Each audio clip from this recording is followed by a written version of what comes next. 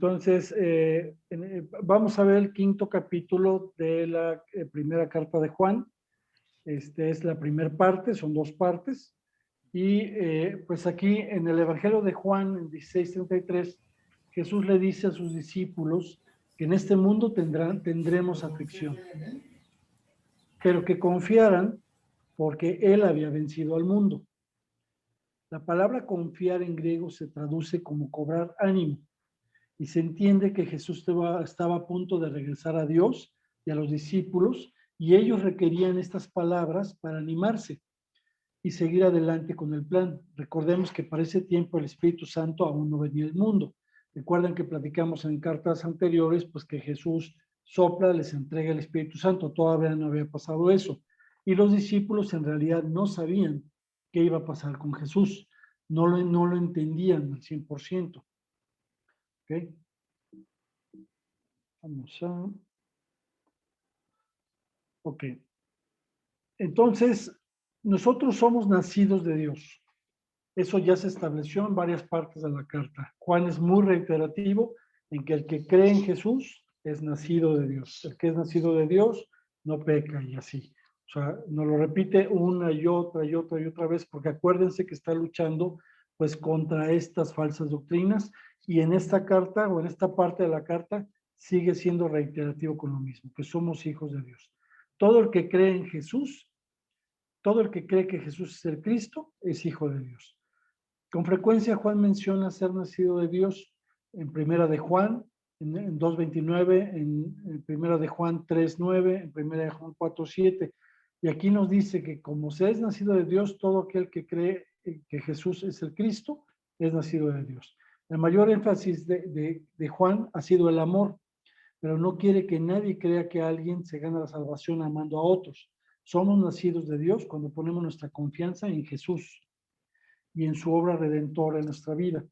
También entendemos que Juan no está hablando de aceptar intelectualmente al Mesías.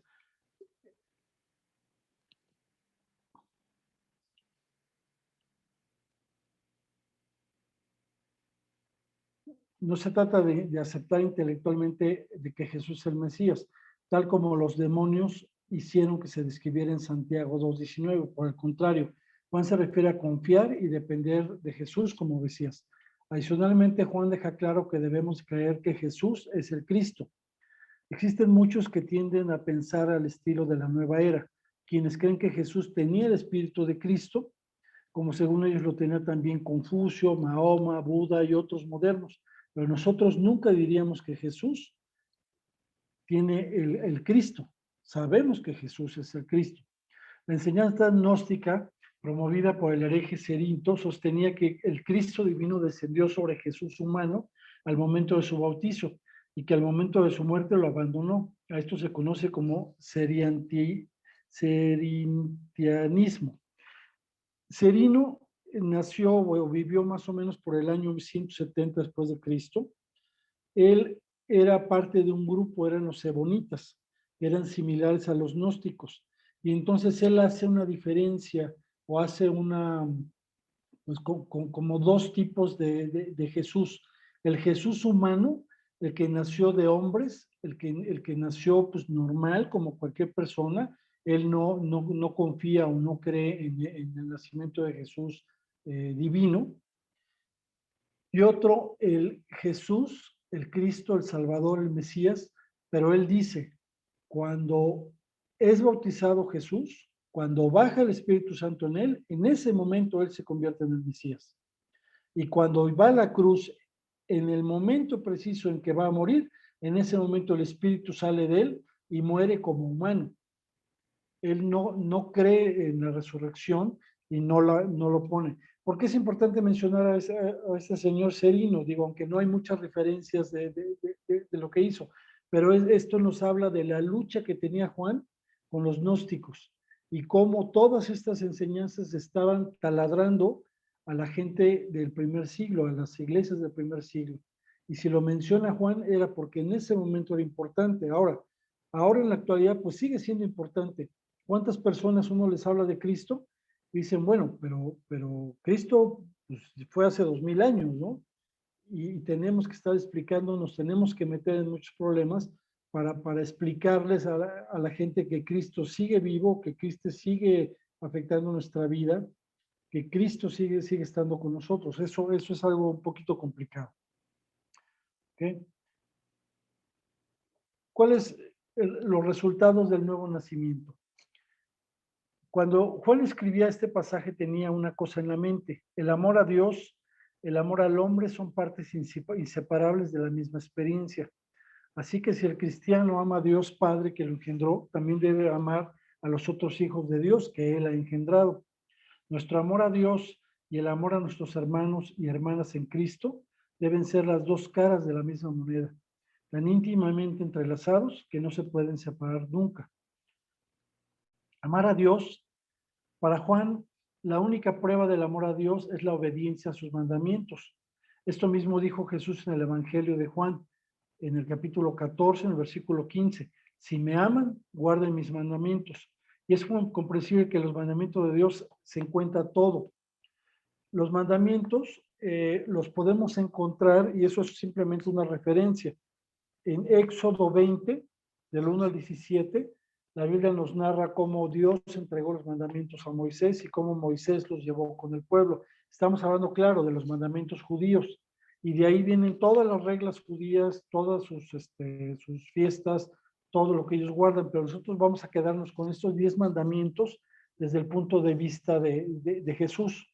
Es guardar los mandamientos, que básicamente es amar a Dios sobre todas las cosas, no tomar el nombre de Dios en vano, honrar a nuestro padre y a nuestra madre, y luego vienen otros que pues, son morales, es no matarás, no cometerás actos impuros, no robarás, no darás falso testimonio o mentira, no consentirás pensamientos impuros y no codiciarás los bienes ajenos. Habla también de adulterio, habla de codiciar a la mujer de tu prójimo y los bienes. Okay. La referencia está ahí en Éxodo 20. La fe que vence al mundo. Dios no da un mandamiento, aquí está, Dios no da un mandamiento sin dar también las fuerzas para cumplirlo. Con la visión viene el poder, con la necesidad viene la fuerza. Dios no nos da sus mandamientos y luego se retira, dejándonos a nuestros escasos recursos. ¿Recuerdan cuando fue que Caín mató a Abel, que Dios le dijo que él podía vencer esos deseos que tenía de matar al hermano, que él los podía vencer? Pues así es, Dios nos da los mandamientos, pero también nos da la fuerza para cumplirlos. Dios sigue ahí a nuestro lado para capacitarnos, para cumplir lo que nos ha mandado. Lo que es imposible para nosotros se hace posible con Dios. Nuestra respuesta a sus mandamientos debe ser la del amor y no la obligación. Lo que haríamos nunca por un extraño, lo hacemos por alguien a quien amamos. El amor a Dios hace que no sea una carga obedecer sus mandamientos. Obedecer lo que Dios nos ha pedido hacer es una oportunidad para demostrar nuestro amor. Sus mandamientos no son para provocarnos dolor, sino para evitarnos el dolor. Los mandamientos de Dios son como el manual del fabricante para la vida. Él nos dice qué hacer porque Él sabe cómo funcionamos mejor. Los mandamientos de Dios no nos son dados para atarnos o provocarnos dolor, sino para evitarlo. Sus mandamientos no son gravosos. Cuando los comparamos con las reglas religiosas establecidas por el hombre, Juan está pensando en el contraste que Jesús hizo entre los requisitos religiosos establecidos por los líderes religiosos de sus días, los judíos, y la sencillez de amar y seguir a Dios. Recuerden que Jesús nos dice, 2 mandamientos nuevos te doy, que ames a Dios y que ames a tus hermanos. Todas las reglas y requisitos de los escribas y fariseos eran como pesadas cargas. Las personas tenían que obedecer cientos de pequeñas reglas y requisitos, pero Jesús dijo que su yugo era fácil y ligera su carga. En lugar del pesado requerimiento de guardar 613 requisitos, Jesús simplemente nos dice, amen a Dios y amen a los demás y caminarás en obediencia. Amar a los hijos de Dios. Ya habíamos dicho que el amor de Dios y el amor a los hermanos son las dos caras de la misma moneda. Por esta razón, el amar a todos en familia, a toda la familia de Dios, significa que no limitamos el amor a nuestro grupo de hermanos, a nuestro mismo estado social o financiero, a nuestra misma raza o a nuestra misma perspectiva política o a nuestra o a las personas que creen lo mismo que nosotros o que tienen la misma denominación teológica. ¿Okay? La fe que tenemos vence al mundo. Juan nos dice desde un principio que es muy sencillo, pero muy poderoso. Si somos nacidos de Dios, venceremos al mundo. La idea de que todo es nacido de Dios pueda vencer al mundo es conocida para Juan, igualmente debe ser conocida para nosotros. Así como creer que Él es la clave para ser nacidos de Dios, la clave para la victoria es la fe. No solamente una fe de que vayamos al altar y recibamos una salvación, sino una fe consciente que permanece como una confianza continua y una dependencia total de Cristo. La fe significa, viene de la palabra pistis. La palabra pistis en griego significaba confiar en alguien. O sea, nuestra fe es confiar en Jesús. Confiar en que Jesús es quien nos da la salvación y que Él murió por nuestros pecados. Así que vencemos primeramente por quienes somos nosotros en Cristo, no por lo que hacemos. Vencemos porque somos nacidos de Dios y somos nacidos de Dios porque creemos que Jesús es el Hijo de Dios. Cada vez que el mundo intente desvalorizarte, diciéndote que tú vales de acuerdo con lo que tienes, recuerda que tú vales por lo que eres, por lo que crees en Dios. Cada vez que el mundo te diga que tienes que ser como todos para encajar, recuerda que Dios te hizo diferente a todos y que lo único que ocupas para parecerte es a Jesús. Cada vez que el mundo te diga que la vida aquí es difícil, dolorosa, recuerda que tu casa no es esta, tu casa está con Dios. El testimonio del Espíritu. Cuando Cristo fue bautizado, Juan nos relata que el Espíritu de Dios descendió sobre Jesús. Entonces nos dice Juan, el testimonio del agua y la sangre en primera de Juan 5:6 es uno de los versículos más desconcertantes de todas las cartas de Juan. Sin explicación, Juan usa una especie de expresión indescifrable y dice agua y sangre, que seguramente resultaba conocida para los seguidores, pero no tanto para nosotros. Hay 3 puntos de vista que intentan explicar este pasaje. Algunos creen que de agua y sangre se refiere a los sacramentos del bautizo de Cristo y la muerte de Cristo. Pero también se menciona en la Eucaristía cuando habla de la Santa Cena, cuando el vino lo convierte en sangre, entonces eso engloba todo la vida de Jesús. Venir con agua en el momento del bautizo e irse con sangre en el momento de la última cena. Hay quien también lo relaciona con la muerte de Cristo, cuando el soldado romano le atraviesa el costado, dice la Biblia que salió agua y sangre. También hay muchas referencias. Un segundo punto de vista apunta al evento de la crucifixión. En el Evangelio de Juan 19:34, que dice, mientras Jesús estaba en la cruz, le clavaba una lanza al costado y salió sangre y agua.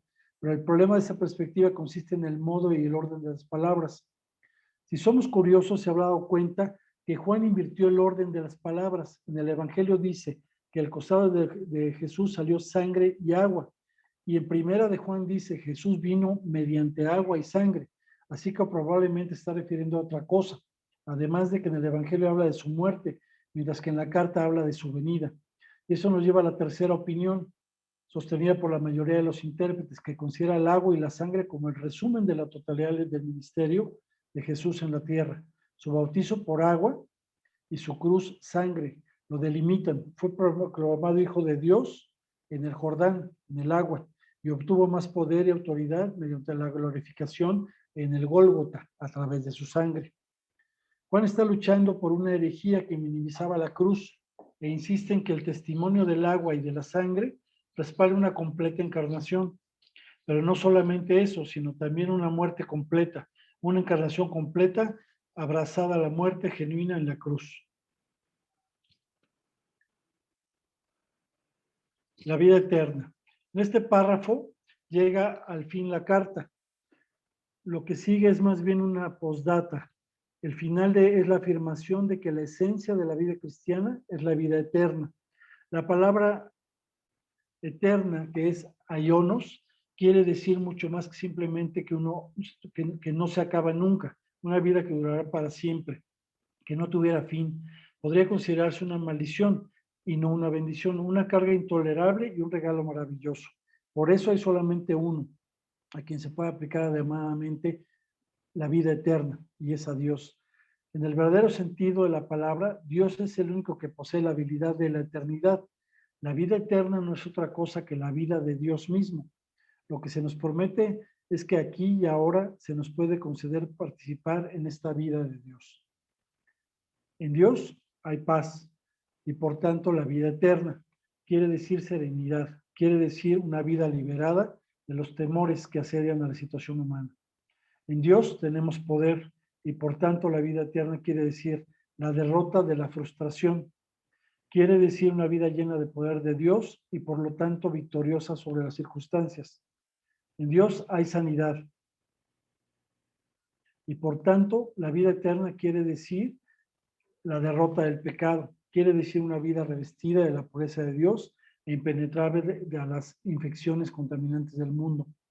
En Dios hay amor y por tanto la vida eterna quiere decir el final del rencor, la amargura y el odio. Quiere decir una vida que tiene el corazón, el amor de Dios y el invencible amor del hombre en todos sus sentimientos y en todas sus acciones. En Dios hay vida y por lo tanto la vida eterna quiere decir la derrota de la muerte. Quiere decir una vida que es indestructible porque tiene en sí misma la indestructibilidad del mismo Dios. Juan está convencido de tal vida que nos viene por medio de Jesucristo y no en ninguna otra manera. Si la vida eterna es la vida de Dios, quiere decir que podemos poseer esta vida solo cuando conocemos a Dios y somos capacitados para acceder a Él y descansar en Él. Podemos hacer estas dos cosas solamente en Jesucristo. El Hijo es el único que conoce plenamente al Padre y por tanto es el único que puede revelarnos plenamente cómo es Dios. Como decía Juan en el Evangelio, nadie ha visto nunca a Dios. Él es único. Él es Dios que está en el seno del Padre, quien nos lo ha dicho todo acerca de Dios. ¿Cómo podríamos aplicar todos estos conocimientos, hermanos? Voy a dejar de compartir. ¿Cómo podríamos aplicar todos estos conocimientos? Como ven, en esta carta, la primera carta, Juan ha sido reiterativo. Una y otra vez nos habla de amor, nos habla de hermanos, nos habla de hacer el bien, nos habla de querer a nuestro prójimo y nos habla de confiar en Dios, nos habla de nacer en Dios y nos habla de saber que Jesucristo vino y murió por nuestros pecados. Con esto, si quieres, dejamos de grabar este texto. Está muy cortito, yo sé que está muy cortito, pero vamos a ver qué aplicación le